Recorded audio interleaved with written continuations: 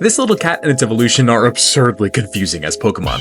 We're rating them all, and let me explain. Firstly, in battle with its whopping 310 base stat total, you'd think, oh, this is at least a usable early game Pokemon. Except you'd be wrong, because not only does it not evolve until the outrageous level 38, it also just isn't even obtainable much at all, but we'll get into that in a minute. In Gen 4, you get Fake Out, Charm, and that's about it, other than the typical list of TMs that normal types have no business learning. But hey, in Gen 8, it adds Aerial Ace.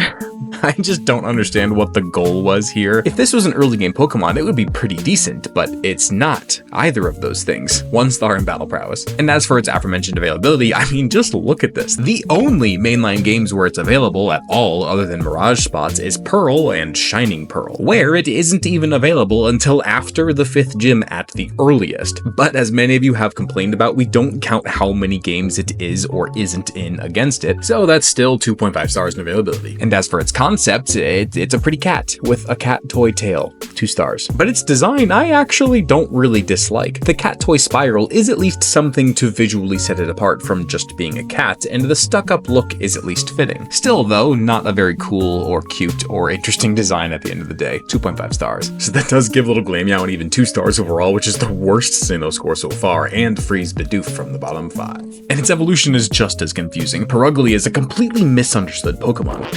We're rating them all, and that's partly due to how strong everyone thinks it is. And to be fair, when you fight that one early on in Sinnoh, it is, but the key word there is early on. In reality, Glameow doesn't evolve into Purugly until level 38, and at that point, sure, its 112 speed is still befuddlingly good, and its 82 attack is decent, but it's just really bad otherwise. To be fair, yeah, I guess Thick Fat is a nice ability, and its move pool is pretty good with Fake Out, Charm, Body Slam, and some decent coverage in Gen 4, and adding both Play Rough and Sucker Punch in Gen 8 is really nice for sure, but not quite enough to bring it out of the shadows cast by its poor stats. 3 stars. And its availability, as we went over with Glameow, is ridiculous. You can only get it in Pearl and Shining Pearl after the 5th gym. The only thing saving it from a late evolution penalty is the fact that you only have to raise Glameow maybe 10 levels to evolve, so it'll stay 2.5 stars. However, its concept is at least a bit more interesting than just a basic cat. Surprisingly, I don't see any reason as to why it went from glamorous to ugly other than time being a cruel mistress, I suppose, but the way that it uses its tail to bind its waist almost like a corset is actually pretty funny. 2.5 stars. And its design, though it is not really appealing at all, that is kind of the point here. Now, usually I don't go along with that logic, like just because a Pokemon is supposed to be weak or unavailable doesn't make it any less weak or unavailable, and its scores should reflect, but for design, that's a bit of a gray area. I think as long as it's both purposefully and successfully ugly, as well as still maintaining that line of it's a Pokemon, it has to be at least somewhat endearing idea that would indicate a good design. And Purugly does check those boxes. The frayed whiskers and look of an overfed mean cat of a mean stepmother or something do portray that idea well. It's not some amazing design, but I don't think that it's quite fair to just write it off as ugly. 3.5 stars, which does mean that Purugly's final score is 2.875 stars overall, and it lands in the bottom 5.